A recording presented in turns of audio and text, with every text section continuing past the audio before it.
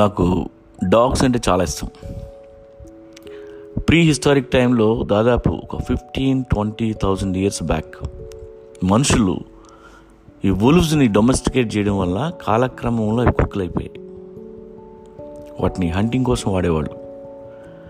అవి మనుషులతోనే ఉండిపోయేలా గార్డింగ్ చేస్తూ బతికేసాయి. Siberian హస్కీని first dog అని చెప్తారు.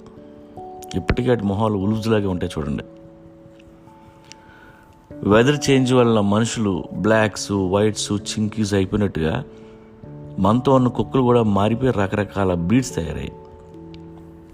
German shepherd, bulldog, poodle, Labrador, golden retriever, beagle, chihuahua, dachshund, rottweiler, great Dane, Pomeranian, shih tzu, Maltese, Alaskan malamute, saint Bernard, Newfoundland, chow chow, Dalmatian, Italian greyhound, ఇలా కొన్ని వందల బ్రీడ్లు ఉన్నాయి.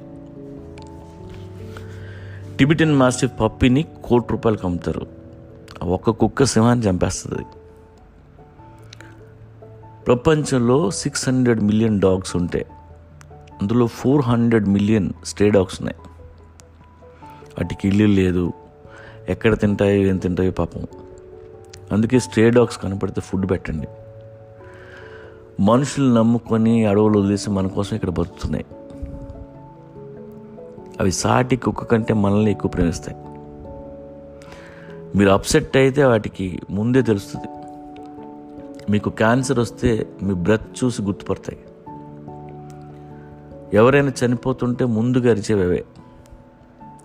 Evening వాక్కి మీ కుక్కని తీసుకెళ్ళండి, బోడు మంది అమ్మాయిలు పరిచయం అవుతారు. ఒకవేళ మీకంటే మీ కుక్క స్మార్ట్ అయితే దానికి బోడు మంది ఫ్రెండ్స్ ఉంటాయి. కుక్కల వల్ల చాలా పెళ్ళిళ్ళు అయ్యాయి. వర్క్ చేసి ఇంటికి రాగానే మీ కుక్కని చూస్తే అన్నీ మర్చిపోతారు.